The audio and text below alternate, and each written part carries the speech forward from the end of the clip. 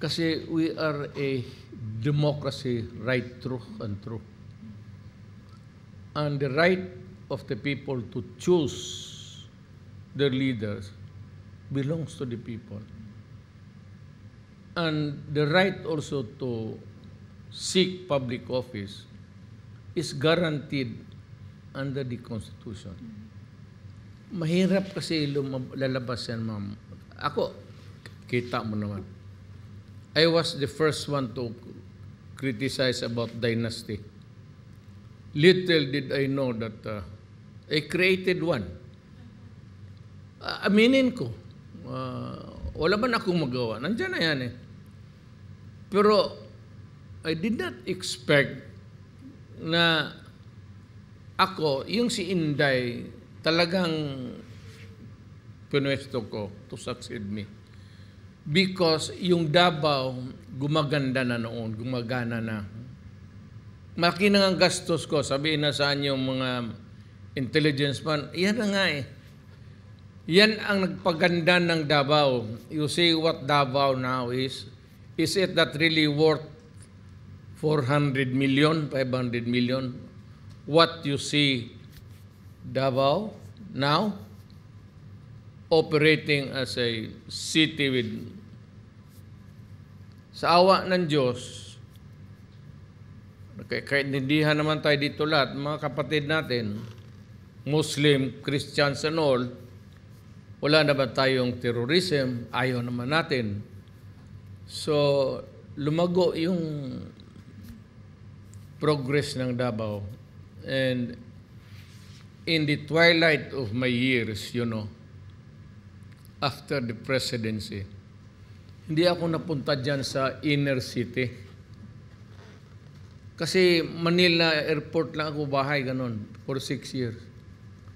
Hindi ko kalain na gano'n na ang Davao ngayon. Claveria Street. Talagang puro alam Makati lang. Although the roads are narrow.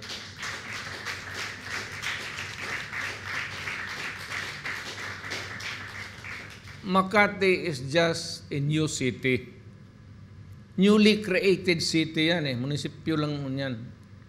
So they could. Ang Davao City is an old city. Kaya yung mga streets natin, hindi na tayo pwede mag-expand. But lahat mga malalaking may-ari ng kondong sa Manila, nandito na sila. Puro pumunta na dito. So, ang pinaka-problema ng Davao ngayon, ang sakyan. Marami na ang sakyan, automobile. Marami na yung passengers, mas marami pa yung, I think that there's a growing middle class na kaya mabenta ang kotse. They're selling almost 600 units a day. A day. So, sabihin mo na lang yung iba, gayang Cotabato, lagay mo na lang about 2/3. 1/3 ibigay mo na sa labas. So, 2/3 of that, araw-araw pumapasok sa a dense, small place called Davao City. Pero kung tignan mo, maganda na. It's clean. I hope the mayor will continue doing his job. Wala naman akong ano sa kanya. It's peaceful, wala namang patayan, except for itong mga akyat bahay. The police should do more, little more effort than the usual. Yun lang naman ang problema na Davao. Pero all told, we're okay. I'm satisfied. Now, magtanong, the relevant sector na magtanong saan ang pera nila.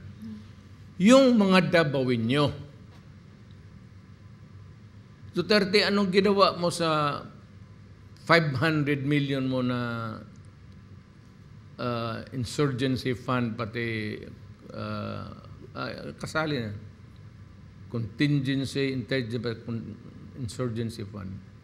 Ginamit ko lahat yan.